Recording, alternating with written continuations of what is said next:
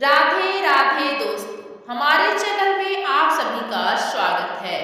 दोस्तों, आज हम जानेंगे, जब गांधारी ने कृष्ण भगवान से पूछा, तुम चाहते तो युद्ध रोक सकते थे, तब कृष्ण भगवान का उत्तर सुनकर कलयुग भी कांप गया। चलिए दोस्तों, आगे जानते हैं। दोस्तों, कल्पना कीजिए उस क्षण की, उस एक पल की, जब समय स्वयं ठहर गया था, जब कुरुक्षेत्र की रक्त रंजित भूमि पर 18 दिनों तक चले विश्व के सबसे भीषण और विनाशकारी संग्राम का अंत हुआ था। दोस्तों, आकाश में मृत्यु के दूत गिद्ध और कौवे एक विभत्स संगीत रचते हुए मंडरा रहे थे, और नीचे धरती माँ की कोख उन असंख्य शवों से पड़ी थी, जो कुछ दिन पहले तक किसी के भाई, किसी के पुत्र, किसी के पति और किसी के पिता थे। उन शवों के बीच से उठता हुआ विलाप, उन विधवाओं और माताओं का करुण क्रंदन ब्रह्मांड के हर कोने में गूंज रहा था। एक ऐसा क्रंदन जो पाषाण हृदय को भी पिघला देने की क्षमता रखता था। इसी महाविनाश के केंद्र में, इसी शमशान बनी रणभूमि के मध्य, अपने 100 पुत्रों को खो चुकी एक माँ, हस्तिनापुर की महारानी, एक पतिव्रता तपस्विनी गांधारी खड़ी थी। उनके आंखों पर भले ही पट्टी बंधी थी, पर उनके मन की आंखें इस प्रलय को उसके संपूर्ण विभत्स रूप से देख रही थी।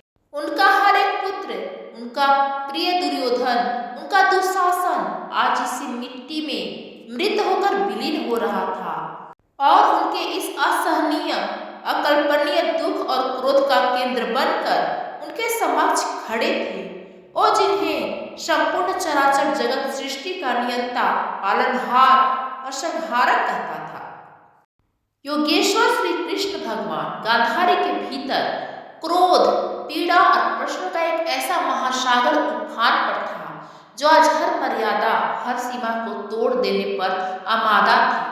वह लड़खड़ाते कदमों से अपनी वेदना को घसीटती हुई कृष्ण की ओर बढ़ी, और उनकी आवाज में एक माँ का उद्गार था, एक तपस्विनी का वो तेज था कि 10 दिशाएं एक पल को कांप उठी। उन्होंने कृष्ण भगवान से केवल एक प्रश्न पूछा, एक ऐसा प्रश्न जो आज भी युगों युगों से मानवता के इतिहास में गूंज रहा है। तुम चाहते तो यह युद्ध रोक सकते थे कृष्ण, तुम सर्वशक्तिमान हो, फिर तुमने ऐसा क्यों नहीं किया? और उस एक प्रश्न के उत्तर में कृष्ण भगवान ने जो कहा, उसे सुनकर केवल गांधारी ही नहीं, केवल पांडव ही नहीं, केवल वहां उपस्थित ऋषि मुनि ही नहीं, बल्कि आने वाला भविष्य, स्वयं कलयुग भी थर थर कांप गया। आखिर क्या था वो उत्तर? क्या रहस्य छिपा था कृष्ण भगवान की उस शांत सौम्य मुस्कान के पीछे, जब एक माँ उन्हें उनके वंश के समूल नाश का श्राप दे रही थी? जानने के लिए इस कथा के अंत तक बने रहिए, क्योंकि आज आप जो सुनने और समझने वाले हैं, वह केवल एक कहानी नहीं, बल्कि जीवन का वह गूढ़ दर्शन है, जो आपके सोचने, समझने और जीने के दृष्टिकोण को सदा के लिए बदल सकता है। दोस्तों, एक माँ की इस दर्द को, जिसने अपने 100 पुत्र को चिता अपनी मन की आंखों से देखी, अगर आप उस पीड़ा का लेश मात्र भी अनुभव कर पा रहे हैं, तो इस कथा को एक लाइक अवश्य कीजिएगा। यह कथा उस क्षण से आरंभ होती है जब युद्ध की धूल बैठ चुकी थी। युधिष्ठिर का राज्याभिषेक तो हो गया था, पर हस्तिनापुर के राजप्रासाद में विजय का कोई उत्सव नहीं था। वहां केवल मृत्यु का अंतहीन सन्नाटा पसरा था। विजय की पताकाएं तो फहरा रही थी, पर उन पताकाओं की छाया में केवल विधवाओं का विलाप और अनाथों का क्रंदन था। युधिष्ठिर, जो अब धर्मराज सम्राट बन चुके थे, अपने ही सिंहासन पर एक अपराधी की भांति बैठे थे। उनके मस्तक पर राज मुकुट का भार, उनके हृदय पर अपने ही 100 जनों के रक्त के भार से कहीं अधिक हल्का था। भीम की गदा, जिसने दुर्योधन और दुशासन का अंत किया था, एक कोने में चुपचाप पड़ी थी। उस पर लगा रक्त अब सूख चुका था। उस पर रक्त की स्मृति भीम मन में एक अंतहीन पीड़ा बनकर जम गई थी। अर्जुन, जिनके गांडी ने भीष्म और कर्ण जैसे महारथियों को धराशायी किया था, अपने धनुष को देखने का साहस भी नहीं जुटा पा रहे थे। उन्हें हर प्रत्यंचा की टंकार में अपने पितामह की अंतिम चित्कार सुनाई देती थी। नकुल और सहदेव जो सदा प्रफुल्लित रहते थे, उनके चेहरे पर भी विजय का कोई भाव नहीं था। वे बस शून्य में ताकते रहते थे। और द्रौपदी, जिनके अपमान की ज्वाला ने इस महायुद्ध को जन्म दिया था, आज अपने खुले केशों को समेटे एक शांत कोने में बैठी थी। उनकी प्रतिज्ञा पूरी हो चुकी थी। उनके अपमान का प्रतिशोध ले लिया गया था, पर उनके हृदय में शांति नहीं थी। उनके पांचों पुत्र उनके उप पांडव अश्वत्थामा के कायरतापूर्ण कृत्य की भेंट चढ़ चुके थे। उनकी आंखों की अग्नि अब बुझ चुकी थी और उसकी जगह ले ली थी एक ठंडी, गहरी, अंतहीन उदासी ने। इस विजय की विभीषिका को देखकर, इस उत्सवहीन राज्याभिषेक को देखकर भगवान कृष्ण ने यह निश्चय किया कि पांडव को इस आत्मग्लानि और शोक के सागर से बाहर निकालना आवश्यक है, और इसका एकमात्र मार्ग था उन्हें सत्य का, विशेषकर उस कठोर सत्य का सामना करवाना जो हस्तिनापुर के दूसरे शिविर में महाराज धृतराष्ट्र और महारानी गांधारी के रूप में उनकी प्रतीक्षा कर रहा था। कृष्ण भगवान जानते थे कि जब तक पांडव अपने ताऊ और ताई से क्षमा नहीं मांग लेते, जब तक वे उस पीड़ा का सामना नहीं कर लेते जो उन्होंने दूसरों को दी है, तब तक उन्हें मानसिक शांति नहीं मिल सकती। अतः भगवान कृष्ण सब पांडवों को लेकर महाराज धृतराष्ट्र और महारानी गांधारी को सांत्वना देने के लिए उनके शिविर में पहुंचे। वह शिविर क्या था? वह तो साक्षात दुख का मूर्त रूप था, जहां 100 पुत्रों को खो चुके एक नेत्रहीन पिता और एक पतिव्रता मां का मौन विलाप गूंज रहा था। जैसे ही वे उस कक्ष में प्रविष्ट हुए, जहां गांधारी एक पाषाण प्रतिमा की भांति भाव शून्य निःशब्द बैठी थी, उनके आगमन की आहट से गांधारी का मौन टूटा। उन्होंने बिना उनकी ओर देखे एक सर्द, कांपती हुई आवाज में कहा, दूर हटो कृष्ण, तुम्हारी उपस्थिति मेरे घावों पर नमक छिड़क रही है। तुम्हारी कुटिल नीतियों के कारण, तुम्हारी कूटनीति के विष के कारण आज मेरा वंश समाप्त हो गया। तुम मेरे 100 पुत्रों के हत्यारे हो। कृष्ण भगवान शांत भाव से हाथ जोड़े, शीश झुकाए खड़े रहे। उनकी इस शांति ने, उनके इस मौन ने गांधारी के भीतर की क्रोधाग्नि को और भी प्रचंड कर दिया। वह अपने स्थान से उठी, उनके पैर लड़खड़ा रहे थे, पर उनकी वाणी में ब्रज की कठोरता थी। वह बोली, तुम ईश्वर कहलाते हो, तुम सर्वशक्तिमान हो, तुम त्रिकालदर्शी हो। तुम चाहते तो तुम्हारे एक संकेत मात्र से यह महाविनाश रुक सकता था। तुमने शांति दूत बनकर आने का प्रपंच तो रचा, पर सत्य तो यह है कि तुम चाहते ही नहीं थे कि शांति हो। तुम तो इस युद्ध की अग्नि को भड़काते ही आए थे। तुम तो दोनों पक्षों को लड़ाकर कुरुवंश का समूल नाश देखकर प्रसन्न हो रहे हो। तुमने मेरे पुत्रों को नहीं, तुमने मुझे, एक मां को पराजित किया है। तुमने मेरा वंश नाश कर दिया। गांधारी का कंठ रूंध गया। उनके नेत्रों से जो पट्टी से ढके थे, अश्रुओं की धारा बह निकली। वह रोते रोते चित्कार करते हुए कह रही थी, क्यों कृष्ण, क्यों? क्या अपराध था मेरे पुत्रों का? केवल यही कि वे अपने पिता के राज्य पर अपना अधिकार चाहते थे। क्या यह धर्म था? तुमने इन पांडवों का पक्ष क्यों लिया? क्यों? क्या केवल इसलिए ये तुम्हारे मित्र थे, तुम्हारी बुआ के पुत्र थे? क्या तुम्हारा कोई कर्तव्य मेरे पुत्रों के प्रति नहीं था? वे भी तो तुम्हारे ही कुल के थे। वे आगे बढ़ी, रणभूमि की ओर संकेत करते हुए बोली, चलो मेरे साथ कृष्ण, मैं तुम्हें तुम्हारा किया हुआ कर्म दिखाती हूँ। और वह कृष्ण भगवान का हाथ पकड़कर उन्हें रणभूमि की ओर घसीट ले चली। पांडव भय और आशंका से उनके पीछे पीछे चले। गांधारी, जिन्हें संजय अपनी दिव्य दृष्टि से युद्ध का वर्णन सुनाते थे। अश्यम उस भूमि पर चल रही थी। वह हर 100 के पास रुकती, उसे स्पर्श करती और विलाप करती, देखो कृष्ण, देखो यह मेरा विकर्ण है। यह अकेला था जिसने भरी सभा में द्रौपदी के अपमान का विरोध किया था, पर तुम्हारे भीम ने इसे भी मार डाला। क्यों? क्या यही तुम्हारा धर्म है? वह आगे बढ़ी और यह देखो, यह मेरा लक्ष्मण है, दुर्योधन का वीर पुत्र। तुम्हारे अभिमानी पुत्र अभिमन्यु ने इसे निर्दयता से मार डाला। एक बालक ने दूसरे बालक की हत्या कर दी। क्या यही सिखाया था तुमने अर्जुन को? गांधारी का विलाप सुनकर आकाश भी रो रहा था। वह एक एक करके अपने पुत्रों पौत्रों संबंधियों के शव को पहचान रही थी और हर शव के साथ उनका क्रोध, उनका पीड़ा बढ़ती जा रही थी। अंत में वह उस स्थान पर पहुंची जहां उनके प्रिय पुत्र दुर्योधन का शव पड़ा था, जिसकी जंघाएं भीम ने धर्म विरुद्ध तरीके से तोड़ी थी। दुर्योधन के शव को देखकर गांधारी का धैर्य टूट गया। वह दहाड़ मार कर रो पड़ी। उन्होंने दुर्योधन के सिर को अपनी गोद में रखा और बोली, मेरे पुत्र, मेरे वीर पुत्र, देख आज तेरा हत्यारा तेरे सामने खड़ा है। यह कृष्ण, यह मायावी। यदि यह न होता तो आज इस युद्ध का परिणाम कुछ और होता। फिर वह कृष्ण की ओर मुड़ी।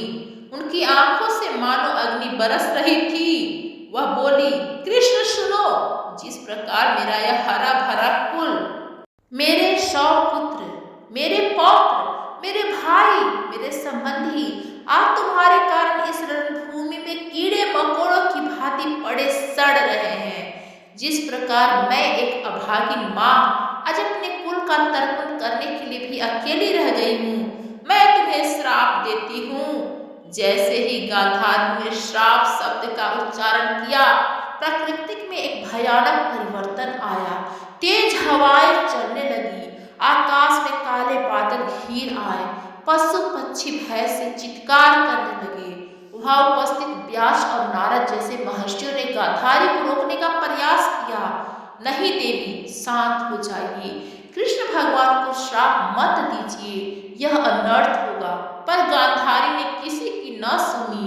उन्होंने अपनी सारी तपस्या की शक्ति को, अपने सारे पतिव्रत धर्म के बल को अपनी वाणी में केंद्रित किया और बोली, मैं गांधार की राजकुमारी, हस्तिनापुर की महारानी, महाराज धृतराष्ट्र की पत्नी, 100 पुत्रों की जननी, एक पतिव्रता तपस्विनी, अपने संपूर्ण जीवन के पुण्य को, अपनी समस्त साधना को साक्षी मानकर तुम्हें श्राप देती हूँ कि आज से ठीक 36 वर्ष पश्चात तुम्हारा यदुवंश भी इसी प्रकार जैसे मेरे पुत्र लड़े एक दूसरे को मारकर नष्ट हो जाएगा।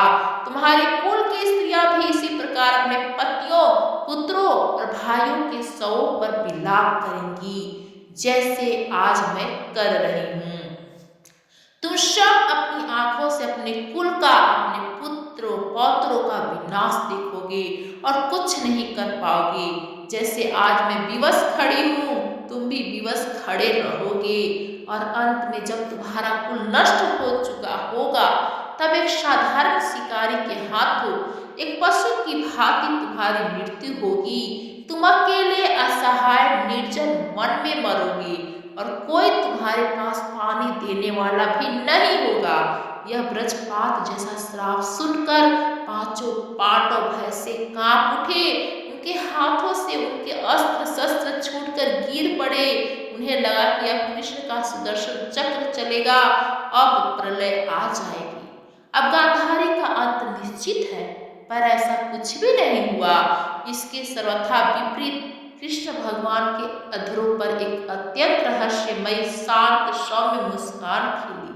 उन्होंने आगे बढ़कर गांधारी के चरणों को स्पर्श करने का प्रयास किया और कहा, माते, मुझे आपसे इसी आशीर्वाद की प्रतीक्षा थी। मैं आपके इस श्राप को शिरोधार्य करता हूँ।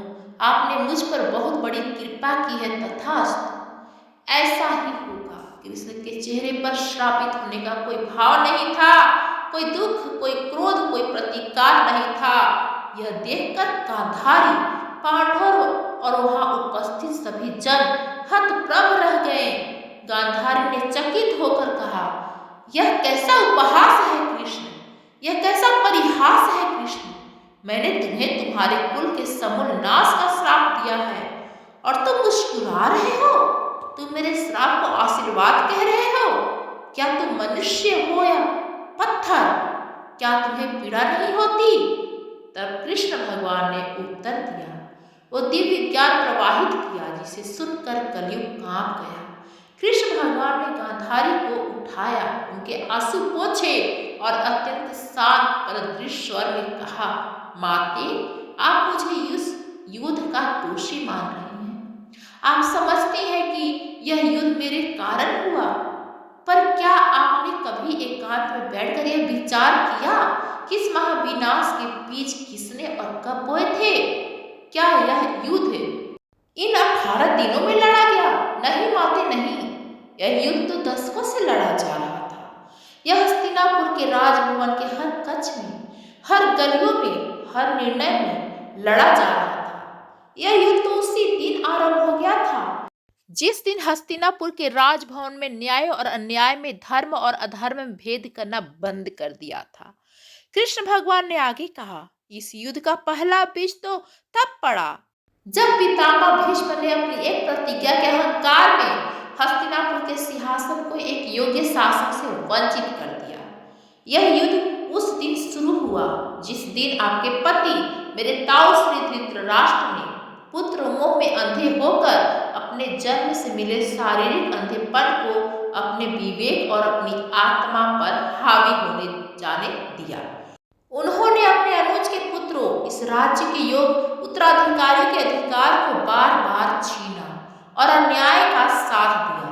यह युद्ध उस दिन और भी गहरा हो गया जब आपने एक विदुषी और तपस्विनी स्त्री होते हुए भी अपने पति के अन्याय में मुख्य भागीदार बनने के लिए सत्य से मुंह फेरने के लिए अपनी आंखों पर पट्टी बांधी। माते, आपने अपनी भौतिक आंखें तो बंद कर ली, पर आपने अपने मन की आंखों को, अपने विवेक को कभी बंद नहीं किया। आप सब जानती थी, आप सब देख सकती थी, पर आप मौन रही। आपका यह मौन आपके पुत्रों के दुस्साहस को बढ़ाता गया।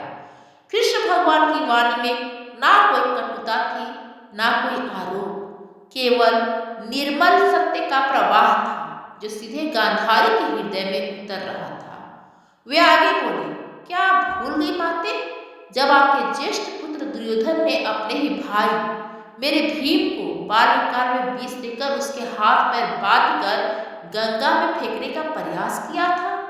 तब यह युद्ध हस्तिनापुर के भविष्य में लिखा जा रहा था।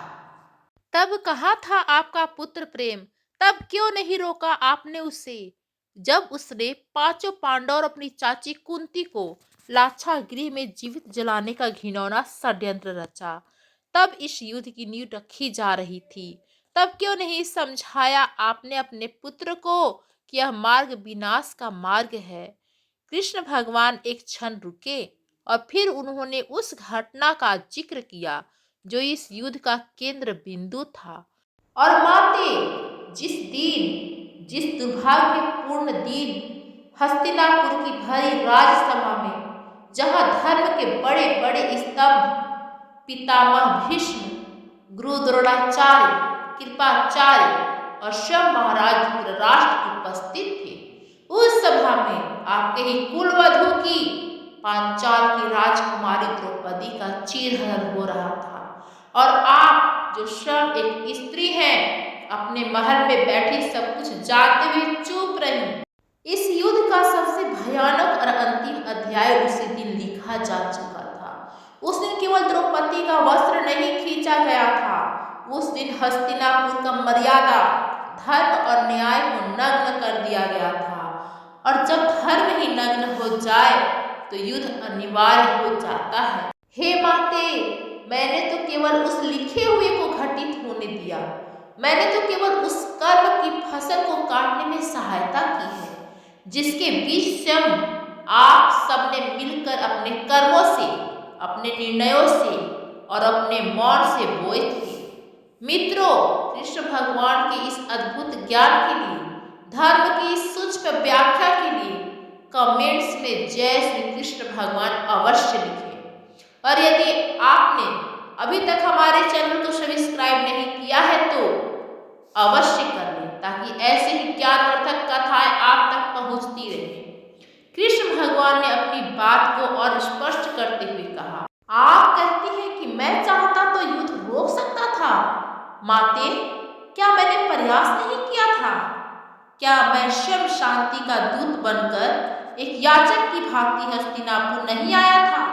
मैंने समस्त पांडवों के अधिकार को त्याग कर इस महाविनाश को टालने के लिए केवल 5 गांव मांगे थे, केवल 5 गांव, ताकि लाखों माताओं की गोद सूनी न हो, ताकि लाखों स्त्रियां विधवा न हो। पर आपके पुत्र के अहंकार ने, उसके सत्ता के मद ने मेरे शांति प्रस्ताव को यह कहकर ठुकरा दिया कि वह सुई के नोक के बराबर भी भूमि नहीं देगा।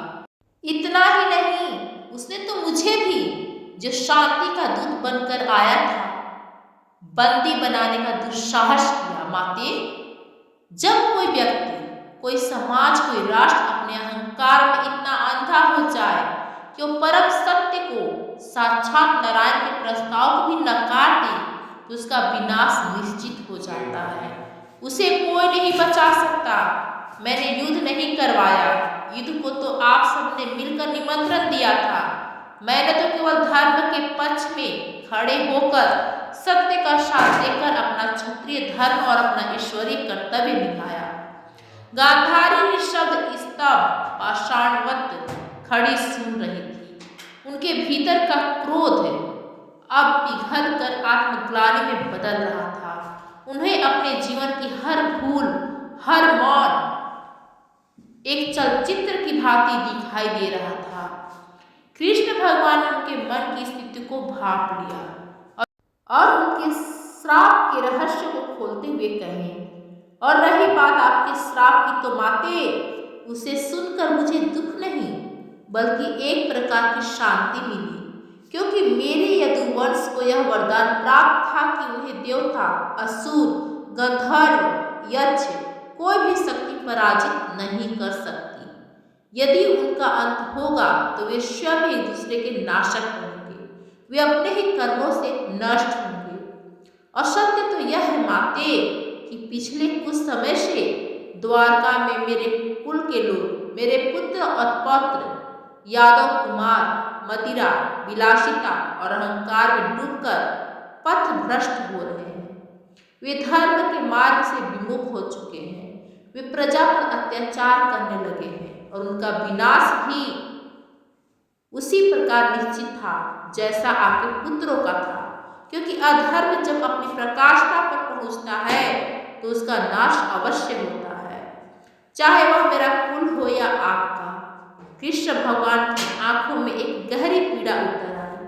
वे बोले, मैं स्वयं इस बात से चिंतित था कि इस सृष्टि के विधान के अनुसार धर्म की स्थापना के लिए मुझे ही अपने कुल का संहार बनना पड़ेगा। यह पीड़ा मुझे भी भोगनी पड़ेगी कि जिन बच्चों को मैंने अपनी गोद में खिलाया उन्हीं के विनाश के कारण मैं बनूं।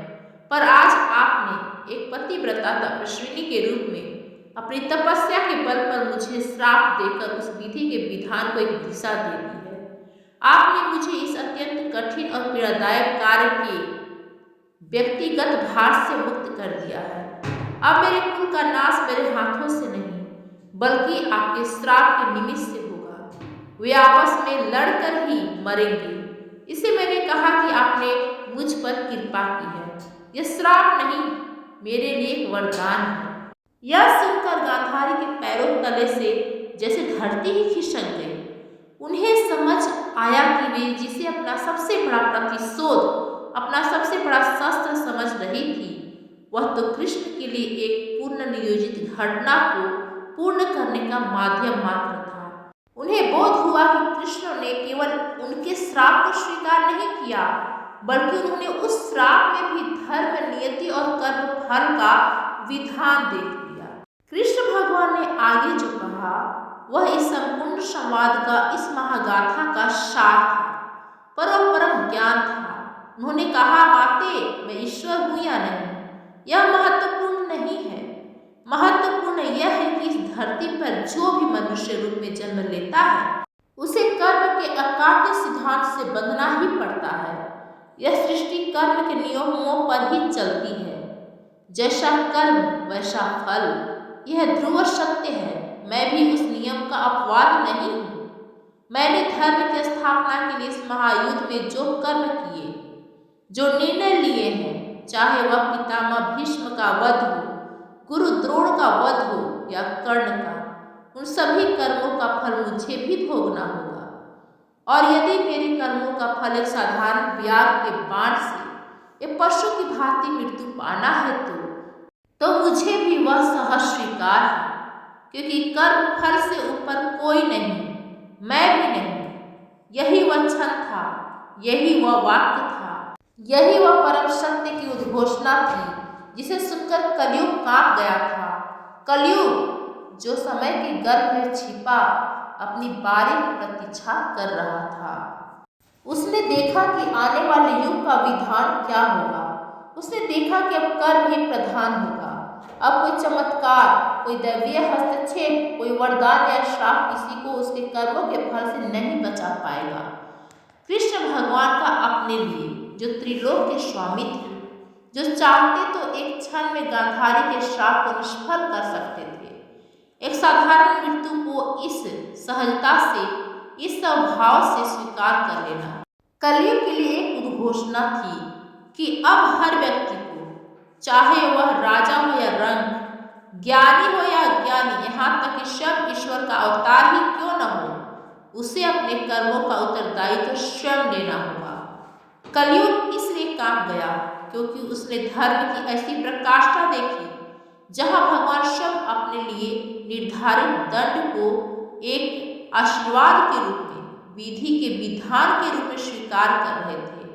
उसने देखा कि आने वाले युग में सत्य, धर्म और कर्म का विधान कितना कठोर, कितना अटल और कितना निष्फल होने वाला है। कलयुग कांप गया क्योंकि उसे समझ आ गया कि कृष्ण भगवान ने ये युद्ध होने देकर और फिर स्वयं के विनाश को स्वीकार करके आने वाली अनगिनत पीढ़ियों के लिए एक ऐसा उदाहरण प्रस्तुत कर दिया है जहाँ कोई भी व्यक्ति अपने कुकर्मों का दोष ईश्वर पर या भाग्य पर नहीं मढ़ सकता। उसे अपने कर्मों का आईना देखना ही होगा। गांधारी को पूर्ण रूप से आत्मज्ञान हो चुका था कि कृष्ण ने युद्ध को होने क्यों दिया। यह केवल पांडवों को उनका राज्य और अधिकार दिलाने के लिए नहीं, बल्कि यह संपूर्ण मानवता को, आने वाली पीढ़ियों को यह सिखाने के लिए था कि अधर्म और अन्याय का मार्ग, चाहे वह कितना भी शक्तिशाली, कितना भी आकर्षक क्यों न प्रतीत हो, अनंतः विनाश की ओर ही ले जाता है। और जब विनाश कर्मों के परिणाम स्वरूप निश्चित हो जाता है तो उसे कोई नहीं टाल सकता, स्वयं ईश्वर भी नहीं, क्योंकि वह अपनी ही बनाई हुई कर्म की व्यवस्था में हस्तक्षेप नहीं कर सकते। कृष्ण भगवान ने युद्ध नहीं रोका क्योंकि वे जानते थे कि कुछ घावों को भरने के लिए, समाज को एक बड़े रोग से बचाने के लिए शल्य क्रिया अर्थात ऑपरेशन आवश्यक हो जाता है। और कौरव वंश का अधर्म, उनका अहंकार और अन्याय एक ऐसा ही नाशुर बन चुका था जिसे जड़ से हटाना संपूर्ण मानवता के भविष्य के लिए अनिवार्य था। गांधारी का क्रोध अब पूर्णतः शांत हो चुका था। उनकी आंखों से क्रोध की नहीं बल्कि पश्चाताप की, आत्मग्लानि के आंसू बह रहे थे। उन्हें अपने पुत्रों के अनगिनत अपराध एक एक करके स्मरण हो रहे थे। उन्हें अपना वह मौन जो उन्होंने राज्यसभा में द्रौपदी के अपमान के समय धारण किया था, अब एक अक्षम्य अपराध लगने लगा था। वह समझ गई कि उन्होंने अपनी आंखों पर पट्टी नहीं बल्कि अपने विवेक पर, अपनी आत्मा पर पट्टी बांध रखी थी। वह कृष्ण के चरणों में गिर पड़ी और बोली, मुझे क्षमा कर दो वासुदेव, मुझे क्षमा कर दो। मैं पुत्र मोह में अंधी हो गई थी। मैंने सत्य को देखकर भी अनदेखा किया। मैं ही अपने पुत्रों की हत्यारिन हूँ। कृष्ण भगवान ने बड़े स्नेह से उन्हें उठाया और कहा, माते, जो हो गया उस पर शोक न करें। क्योंकि जो मृत है वे अपने कर्मों का फल पा चुके हैं। अब जो जीवित है उनके भविष्य का निर्माण करें। पांडव आपके ही पुत्र हैं, वो भी उतने ही शोकाकुल हैं जितने आप। उन्हें आपके स्नेह और मार्गदर्शन की आवश्यकता है। हस्तिनापुर को आपके अनुभव की आवश्यकता है। आप शोक नहीं, शक्ति बने। कृष्ण के इस उत्तर ने न केवल एक माँ को क्रोध को शांत किया, न केवल एक रानी के अहंकार को तोड़ा, बल्कि एक नए युग कलयुग की नींव रखी। एक ऐसा युग जहाँ कर्म ही पूजा है और उसका फल ही प्रसाद। यह कथा हमें यह सिखाती है कि हम अक्सर अपने जीवन में होने वाली अप्रिय घटनाओं के लिए, अपने दुखों के लिए दूसरों को या परिस्थितियों को या स्वयं भगवान को दोष देते रहते हैं। पर हमें अपने भीतर झांक कर यह अवश्य देखना चाहिए कि कहीं उन घटनाओं की, उन परिस्थितियों के बीच हमने स्वयं ही किसी कर्म, किसी निर्णय या अपनी किसी चुप्पी से तो नहीं बोए थे। कृष्ण भगवान का जीवन हमें यह सिखाता है कि परिणाम चाहे जो भी हो, हमें सदैव धर्म और सत्य के मार्ग पर अडिग रहना चाहिए और अपने कर्मों के फल को, चाहे वह सुखद हो या दुखद, पूर्ण साहस और संभाव के साथ स्वीकार करना चाहिए। यही वह सकारात्मक संदेश है जो हमें इस महान धार्मिक कहानी से मिलता है और यही वह ज्ञान है जो हमें जीवन की हर कठिनाई पर चुनौती का सामना करने की असीम शक्ति प्रदान करता है। यदि आप इस कथा के इस गहरे और जीवन को परिवर्तित कर देने वाले अर्थ को समझ पाए हैं तो इसे अपने प्रियजनों के साथ साझा अवश्य करें, ताकि यह ज्ञानवर्धक कहानी आपके सभी मित्रों तक पहुंच सके। और कमेंट में एक बार फिर से पूरे भक्ति भाव से जय श्री कृष्ण अवश्य लिखें। और वीडियो को पूरा देखने के लिए हमारे चैनल को like, comment, share and subscribe जरूर करें। और हमारे साथ इस आध्यात्मिक यात्रा का हिस्सा बनने के लिए आपका हृदय से धन्यवाद।